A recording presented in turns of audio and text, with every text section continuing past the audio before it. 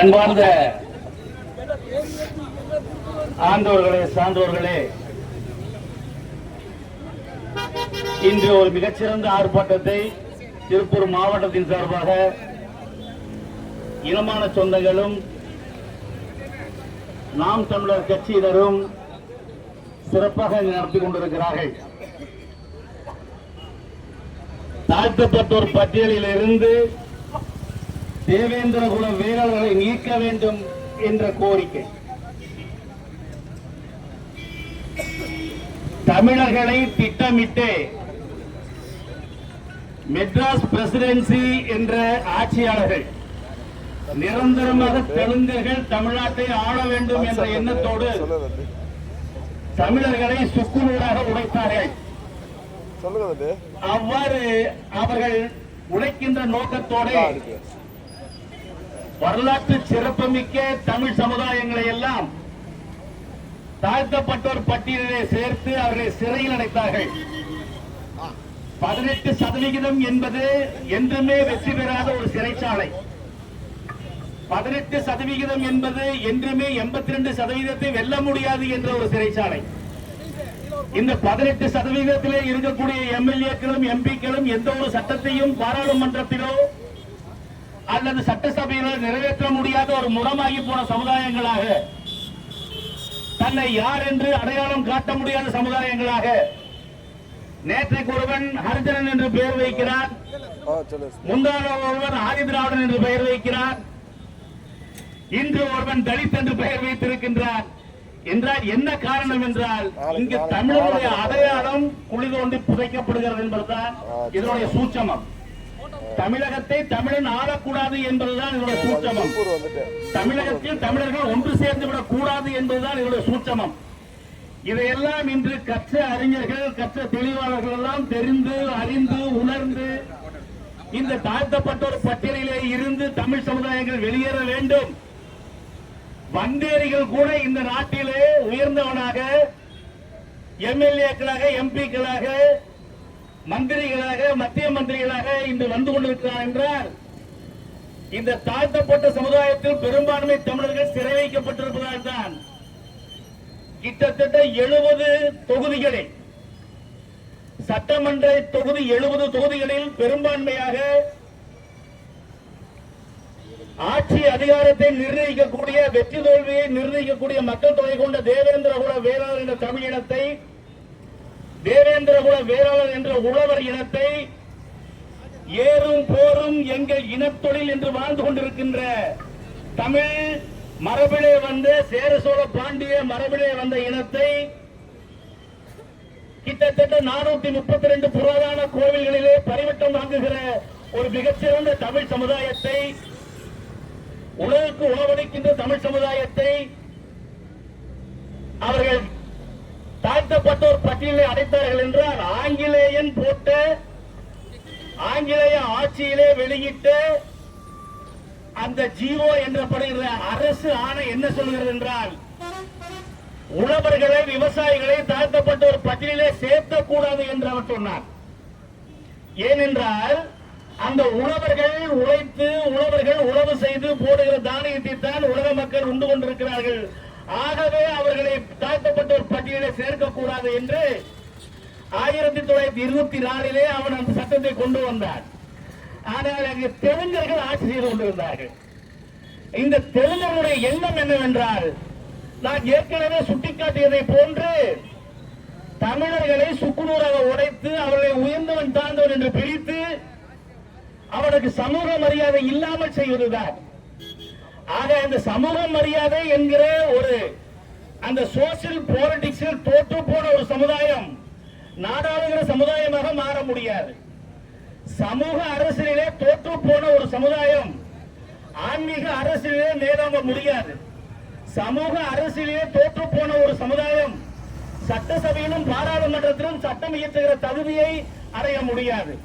நான் ஏற்கனவே சுட்டிக்காட்டியதை போன்று 18% சிறைச்சாலையிலே தமிழர்கள் அடைக்கப்பட்டு விட்டால், இந்த தமிழர்களால் சட்டசபையிலும் பாராளுமன்றத்திலும் தங்களுக்கு வேண்டும் என்ற சட்டங்களை இயற்ற முடியாது என்ற எண்ணத்திலே அன்றைய ஆட்சியாளராக மெட்ராஸ் பிரசிடென்சி அல்லது சென்னை மாகாணம், அதாவது இன்று இருக்கக்கூடிய கேரளா, இன்று இருக்கக்கூடிய கர்நாடகா, இன்று இருக்கக்கூடிய தெலுங்கானா, இன்று இருக்கக்கூடிய ஆந்திரா, இன்று இருக்கக்கூடிய தமிழ்நாடு அனைத்தும் ஒன்று சேர்ந்து ஆங்கிலேயர்களால் ஆளப்பட்ட காலத்திலே தெலுங்கர்கள் நிரந்தரமாக இந்த தமிழகத்தை ஆள வேண்டும் என்ற எண்ணத்தோடு செய்த சூழ்ச்சியை முறியடிக்கின்ற வகையிலே இன்று திருப்பூர் மாவட்டத்திலே இத்தகைய கண்டன ஆர்ப்பாட்டத்தை நடத்தியிருக்கிறார்கள். மூன்று முறை மத்திய அரசு இந்த மக்கள் தாழ்த்தப்பட்டோர் பட்டியலிருந்து வெளியேற வேண்டும், இவர்களுக்கு பரிந்துரை செய்க என்று திரு ஸ்டாலின் அவர்களுக்கு, முதலமைச்சர் அவர்களுக்கு பரிந்துரை கோப்பு கேட்டு கோப்பு அனுப்பிய பின்னரும் இந்த ஸ்டாலினுடைய அரசாங்கம், கருணாநிதி மகனுடைய அரசாங்கம், திராவிட முன்னேற்ற கழகத்துடைய அரசாங்கம் நம்மை மரியாதை கொடுத்து கூட பார்க்க முடியவில்லை. அந்த கோப்புகளை திறந்து கூட படிக்காமல் குப்பை தொட்டியிலே போட்டிருக்கிறார்கள் என்றால் சிந்தித்து பார்க்க வேண்டும். இது தமிழர்கள் மாநிலமா? சமீப காலத்தில் நாம் தமிழர் கட்சியெல்லாம் சேர்ந்து ஒரு போராட்டம் நடத்தினார்கள். அரசு போக்குவரத்து கழகம். யார் அப்போட் அரசு? அது கருணாநிதி வீட்டு அரசு கேட்கிற அரசு போக்குவரத்து யார் அரசுங்க? மக்களால் மக்களுக்காக மக்களால் தேர்ந்தெடுக்கப்படுகிற அரசு தமிழ்நாட்டு அரசு. தமிழ்நாடு அரசு போக்குவரத்து கழகம் என்று பெயர் வைக்க கூட துப்பில்லாத இந்த ஸ்டாலின்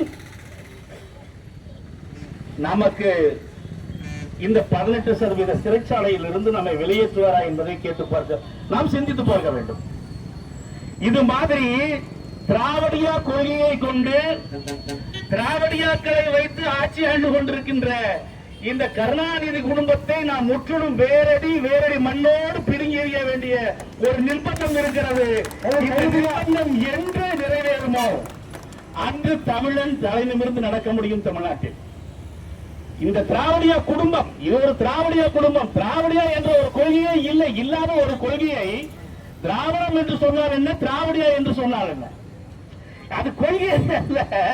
நீ திராவிடம் என்றால் எது உன்னுடைய மண், திராவிடம் என்றால் எது உன்னுடைய மொழி, திராவிடம் என்றால் எது உன்னுடைய சமூகம், திராவிடம் என்றால் எது உன்னுடைய நிலப்பரப்பு, திராவிடம் என்றால் எது உன்னுடைய ஆன்மீகம் என்று எதையுமே அடையாளம் காட்ட முடியாத ஒரு திராவிடியா கொள்கையை தமிழன் கொள்கையாக திணித்து தமிழர்களை முட்டாளாக்கி தமிழர்களின் ஓட்டுக்களை பெற்று இன்று தமிழ்நாட்டிலே ஒரு சர்வதிகார குடும்பமாக ஒரு திராவிடியா குடும்பமாக கொண்டிருக்கிறது.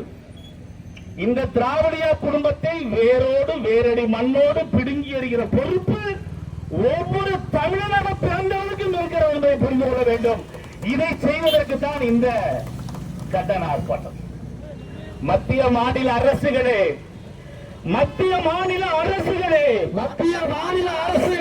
விடுதலை செய், தாழ்த்தப்பட்டோர் சிறையிலிருந்து தமிழர்களை விடுதலை செய். மத்திய மாநில அரசுகளே விடுதலை செய். உழவர் குடிமக்களை விடுதலை செய். உழவர் குடியை விடுதலை செய். மத்திய மாநில அரசுகளே விடுதலை செய். சேர சோழ பாண்டிய மரபை சார்ந்த தமிழர்களை இழிவுபடுத்தது.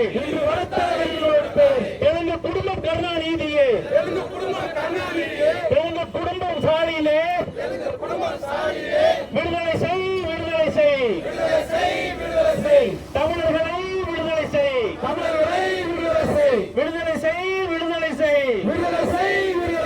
பன்னாடி மாறை விடுதலை செய். மத்திய மாநில அரசுகளே விடுதலை செய். குடும்பம் மாறை விடுதலை செய். மத்திய மாநில அரசுகளே விடுதலை செய். தாழ்த்தப்பட்டோர் பட்டியலிலிருந்து தமிழர்களை விடுதலை செய். தாழ்த்தப்பட்டோர் சிறையில் இருந்து குடும்பம் மாறை விடுதலை செய். தாழ்த்தப்பட்டோர் பட்டியலில் இருந்து வயக்காரரை விடுதலை செய். மத்திய மாநில அரசுகளே கண்ணாடி மாறை விடுதலை செய். கண்ணாடி மாறை விடுதலை செய். இந்த ஆர்ப்பாட்டம் மத்திய மாநில அரசுகளை